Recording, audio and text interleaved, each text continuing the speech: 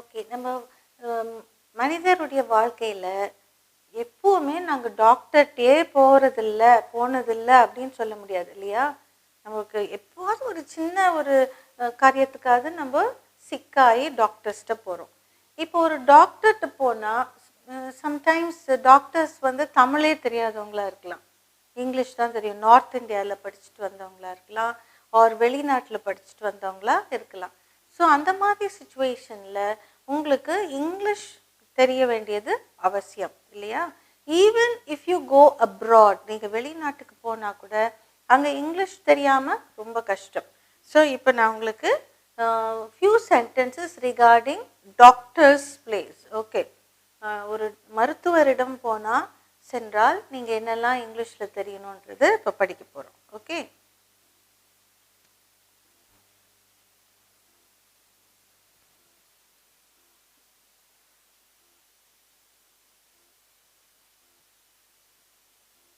Doctor எங்க இருக்கிறார்?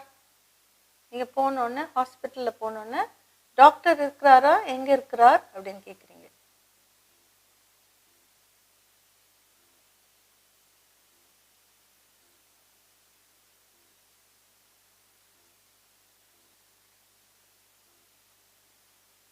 அங்க இருக்கிற ரிசப்ஷனிஸ்ட்டை நீங்க கேட்குறீங்க, டாக்டர் எங்க இருக்கிறார் அப்படின்னு. அது இங்கிலீஷ்ல எப்படி சொல்லுவீங்க? Where is the doctor?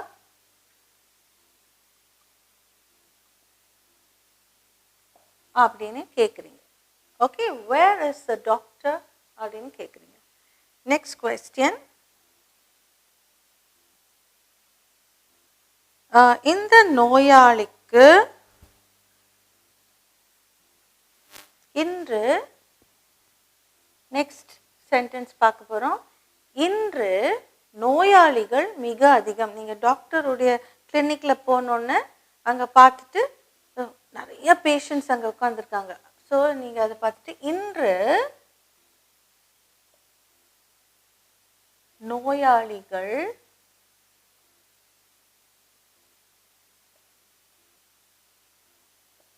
மிக அதிகம்.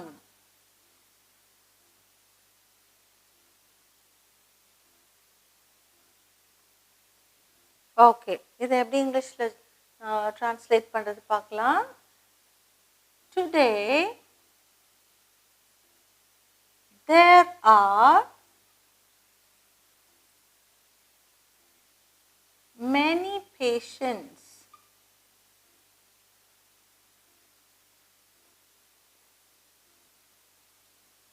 Today there are many patients. நோயாளிகள்னா patients. மிக அதிகம்னாக்கா many, are many. Okay. இன்று வந்து today. Next one.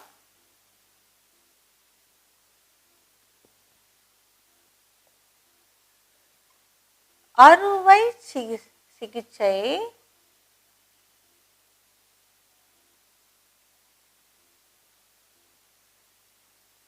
நாளை நடைபெறும்.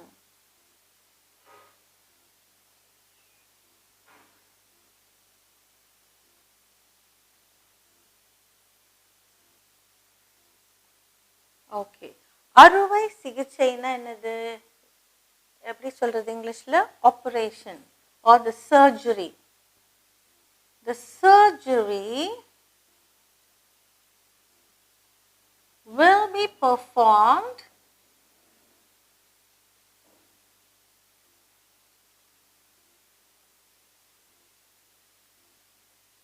performed tomorrow.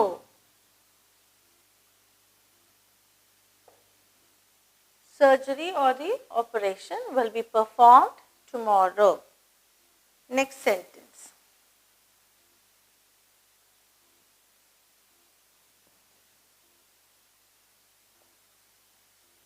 சிறப்பு நிபுணர்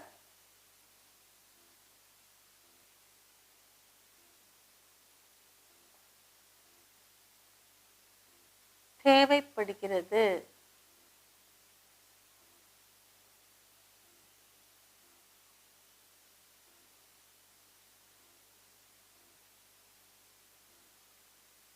தேவைப்படுகிறது.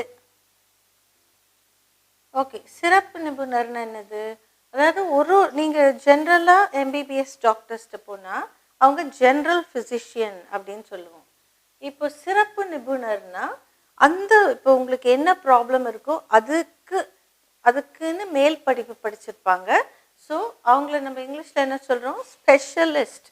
ஸ்பெஷலாக ஒரு உடல் பாகத்தில் ஏதாவது ஒரு பாகத்தை எடுத்து அதை பற்றி படிச்சிருந்தா அவங்கள ஸ்பெஷலிஸ்ட் அப்படின்னு சொல்கிறோம்.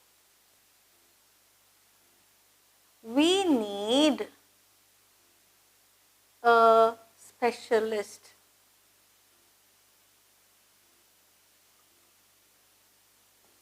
We need a specialist. சிறப்பு நிபுணர் தேவைப்படுகிறது அப்படின்னா we need a specialist. Next one.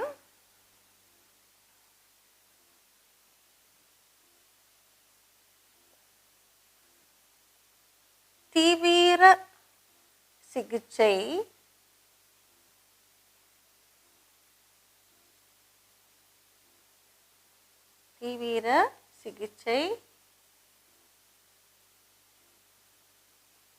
பிரிவில்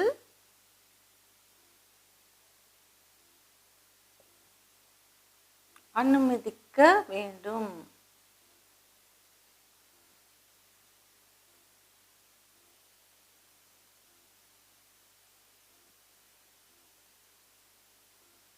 ஓகே, இப்போது கொஞ்சம் யாராவது ஒரு பேஷண்ட் ரொம்ப சீரியஸாக இருக்கிறாங்கன்னா அவங்கள தீவிர சிகிச்சை பிரிவில் சேர்க்குறோம். ஓகே, தீவிர சிகிச்சை பிரிவில் அனுமதிக்க வேண்டும். யாரையோ அதை நீங்கள் you can fill it up.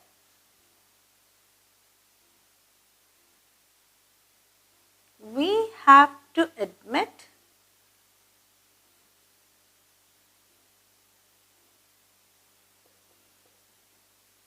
in the ICU. Okay. தீவிர சிகிச்சை பிரிவில் அனுமதிக்க வேண்டும் அப்படின்னா we have to admit so whoever in the ICU, immediate comprehensive unit. Okay. we have to admit in the ICU. Next one.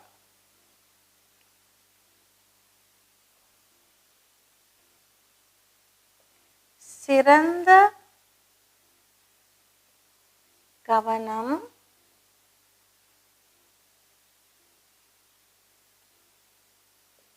அவசியம்.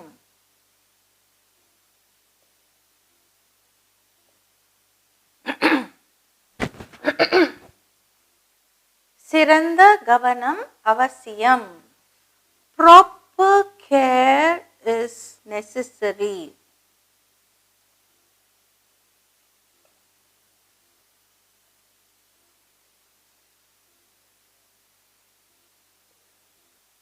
Proper care is necessary. சிறந்த கவனம் அவசியம். Proper care is necessary. Next one.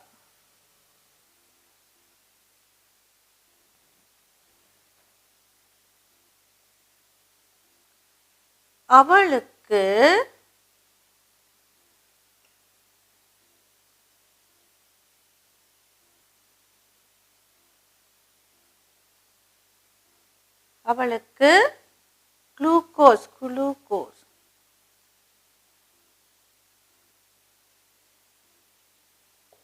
ஏற்ற வேண்டும்.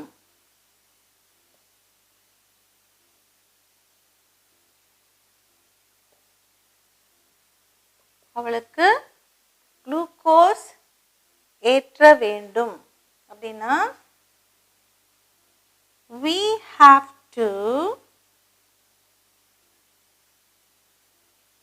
put her on drips. ட்ரிப்ஸ்ன்னு சொன்னாலே அது glucose ஏற்றுறது தான். ஓகே, அதோடு சேர்ந்து தேவையான மெடிசின்ஸும் ஏற்றுவாங்க. அவளுக்கு குளுக்கோஸ் ஏற்ற வேண்டும் அப்படின்னா we have to put her on drips. Okay. Next sentence.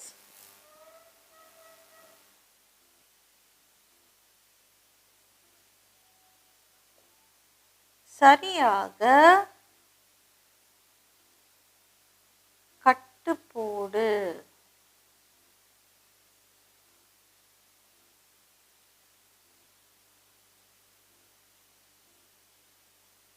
Okay, சரியாக கட்டு போடு அப்படின்னா tie the bandage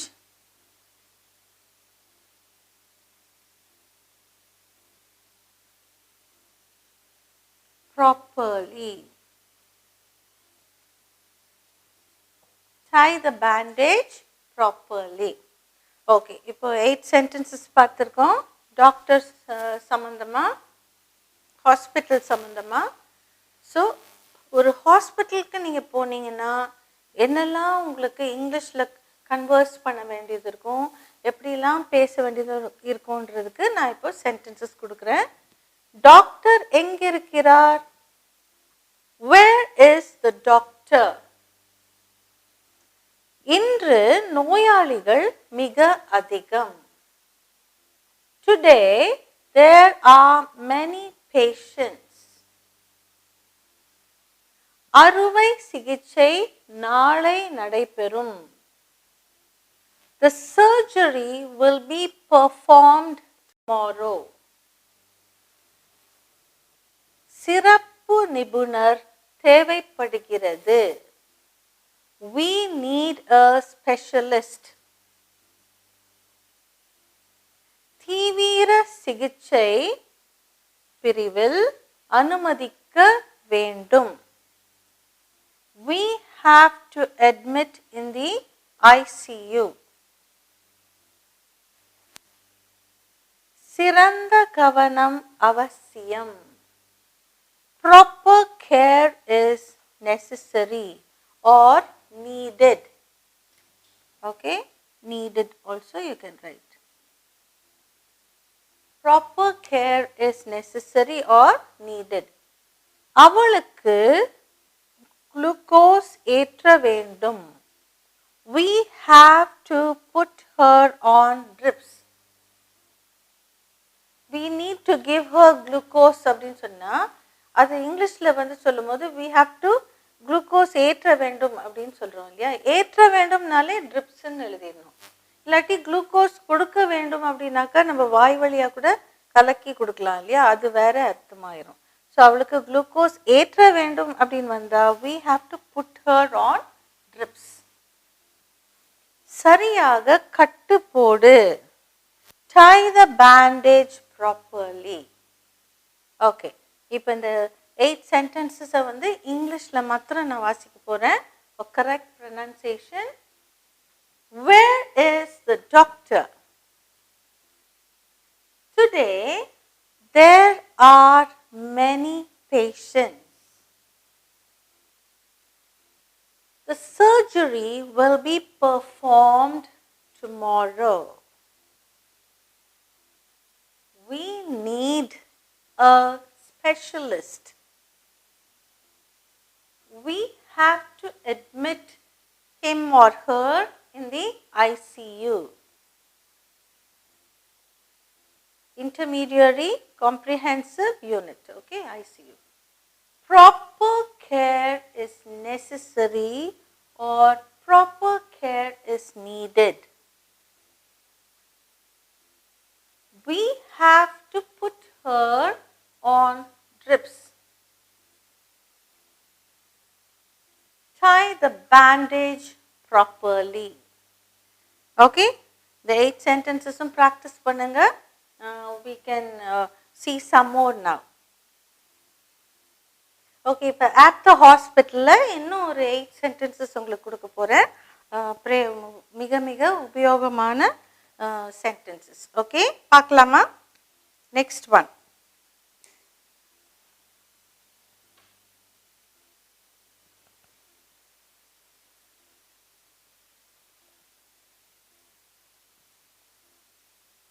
ஒரு மருத்துவர்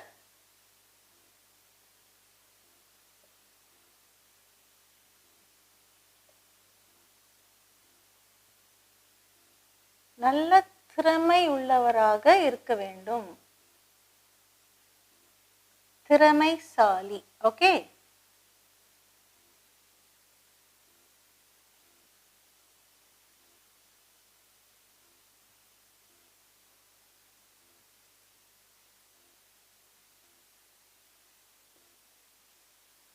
இது மிக மிக அவசியம் இல்லையா? அதாவது ஒரு டாக்டர்கிட்ட போகணுன்னா நீங்கள் சில பேர் சொல்லுவாங்க, இந்த டாக்டர்கிட்ட போகாதீங்க, அந்த டாக்டர்கிட்ட போங்க, அவர் ரொம்ப திறமைசாலி அப்படின்ட்டு. இல்லாட்டி சில பேர் ராசியான டாக்டர் அப்படின்வாங்க. ராசின்றது வந்து திறமையை தான் குறிக்குது. அவங்க திறமையாக ட்ரீட்மெண்ட் கொடுக்கும்போது நோயாளிகள் சீக்கிரம் குணமடைகிறாங்க. ஸோ அவங்க ஒரு எத்தனையோ டாக்டர்ஸ் இருந்தாலும் திறமையான டாக்டர்ஸை தான் நம்ம தேடி போகிறோம். ஸோ ஒரு மருத்துவர் நல்ல திறமைசாலியாக இருக்க வேண்டும். Okay, how do we write this in English? A doctor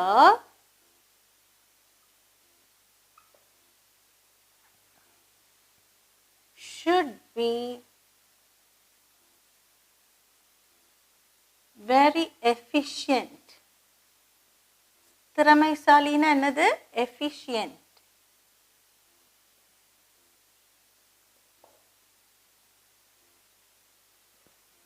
A doctor should be very efficient. Next one.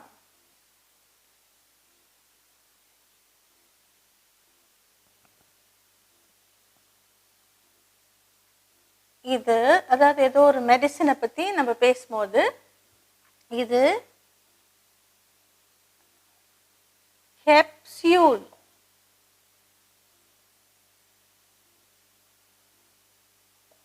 வடிவத்தில்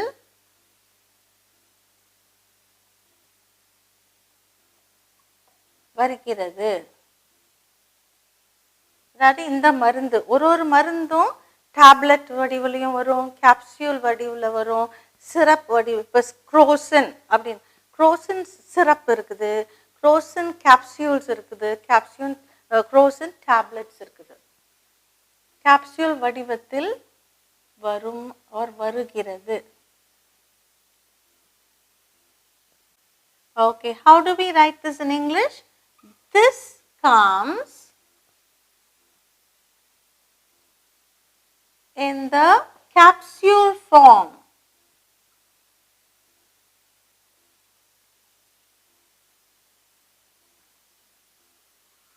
Or this comes in the form of a capsule. You can say it in both ways. Okay, இது capsule வடிவத்தில் வருகிறது. This comes in the capsule form or this comes in the form of a capsule. This ன்றது வந்து மெடிசனை குறிக்குது. Next sentence.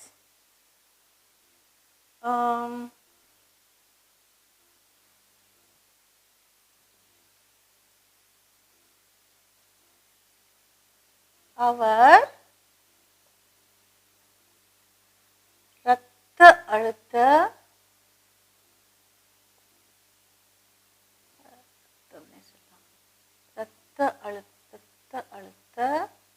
நோயாளி.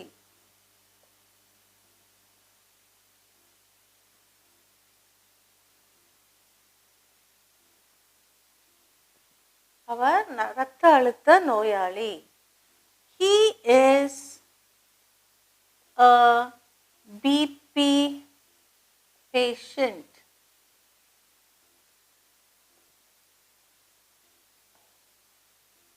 Okay, now இரத்த அழுத்தம்னா BP.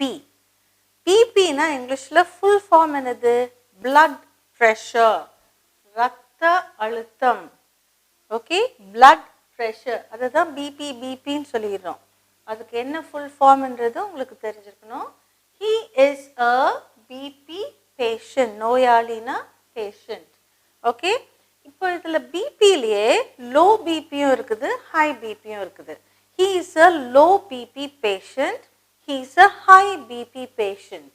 Okay, so now you know how to use this sentence in English. Next one. Next sentence பார்க்கலாம்.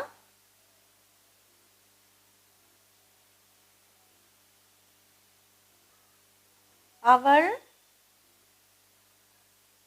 சர்க்கரை, ஒரு அவளுக்குன்னு சொல்லிடலாம். ஓகே, அவளுக்கு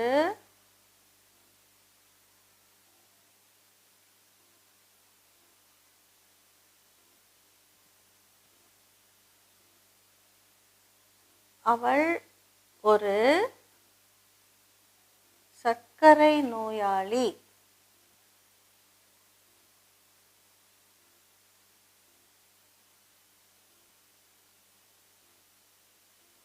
சர்க்கரை வியாதி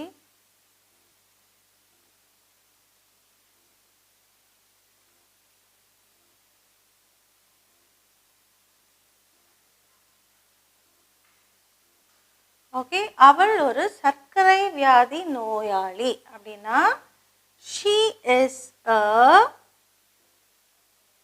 diabetic patient.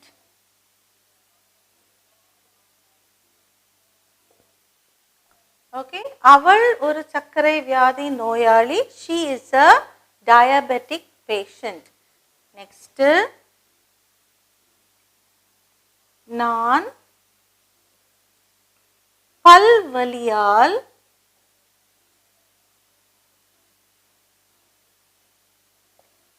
அவதிப்படுகிறேன்.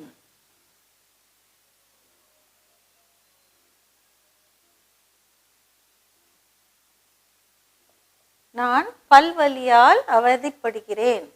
எப்படி இங்கிலீஷ்ல எழுதுறது? I am suffering from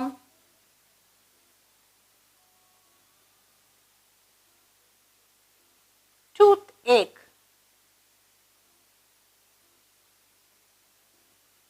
I am suffering from toothache.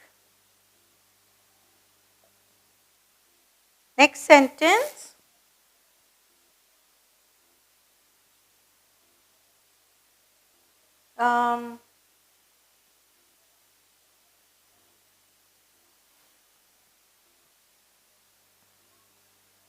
இது அதாவது எந்த மெடிசின் கொடுக்குறாங்களோ, குரோசினோ இல்லாட்டி டோலோவோ, இது உங்கள்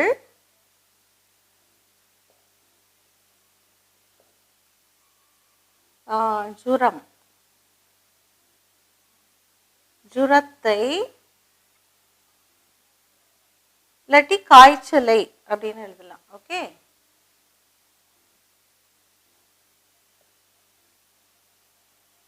குறைக்கும்.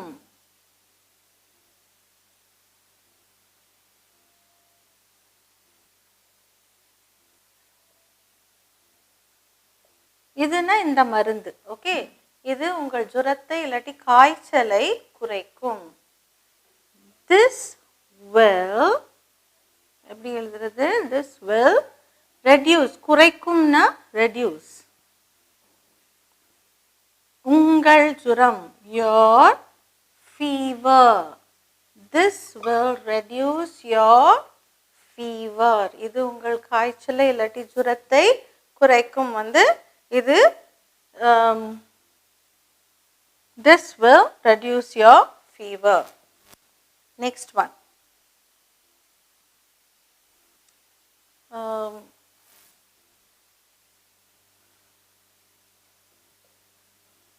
அவருக்கு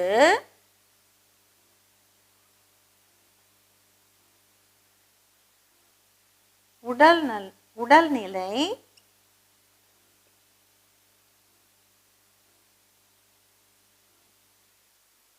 அவருக்கு உடல்நிலை இயல்பாக இருக்கிறது.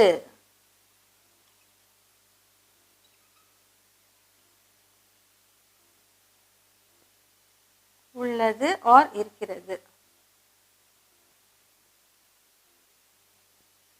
அதை எப்படி இங்கிலீஷ்ல எழுதுறது பார்க்கலாம். அவருக்கு his health condition, உடல்நிலைனா health condition,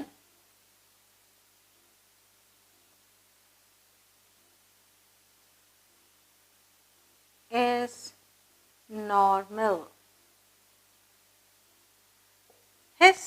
health condition is normal.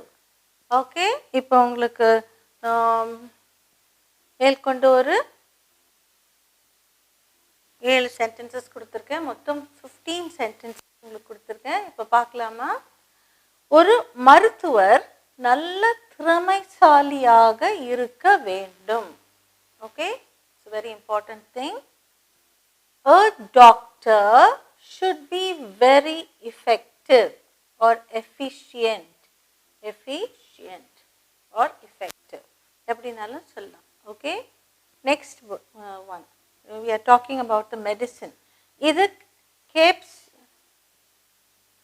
capsule வடிவத்தில்